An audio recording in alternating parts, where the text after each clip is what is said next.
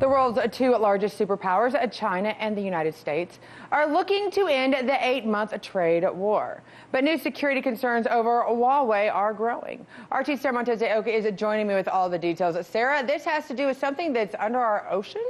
That's right, Scotty. While the U.S. has been worried about Huawei, there's another growing national security concern, but this time it's over a subsidiary of that tech giant. Huawei Marine Company, majority owned by Huawei Technology, is installing undersea cable networks that transport nearly all of the world's internet data. The Chinese company, a joint venture with Britain's Global Marine, recently completed a 3,750-mile cable between Brazil and Cameroon in September. Now, it's been working to create a 7,500-mile cable connecting Europe, Asia, and Africa before finishing across the Gulf of California and Mexico. Approximately 380 active submarine cables carry about 95% of intercontinental voice and data traffic. Now, this creates a huge national security concern. Director of National Counterintelligence and Security Center, William Evanina, said they're aware of the possible threats from these cables. Now, given that undersea cables carry the bulk of the world's telecommunications data, safeguarding these cables remains a key priority for the U.S. government and its allies. Experts say the main security concern comes from the landing station that you see right here. Now, they say China could cut, divert, or monitor traffic.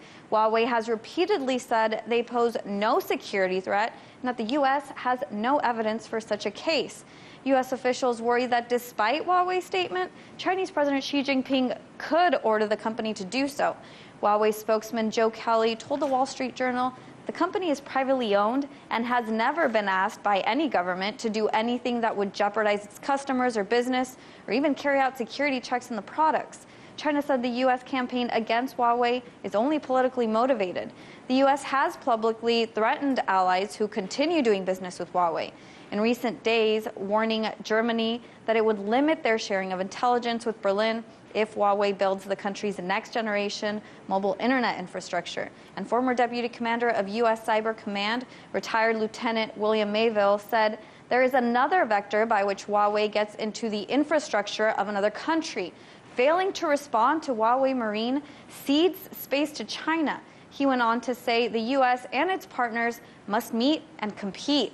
Now, undersea cables are mostly owned by telecom operators, but in recent years by content providers like Facebook and Google, and smaller telecom companies rent other bandwidth.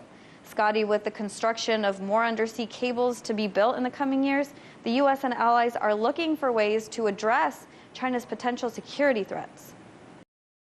Hey YouTube, thanks for checking out our channel. We hope you enjoyed the video. We have tons of content for you just like this. For more of RT America's one-of-a-kind news and analysis, be sure to subscribe and never stop questioning more.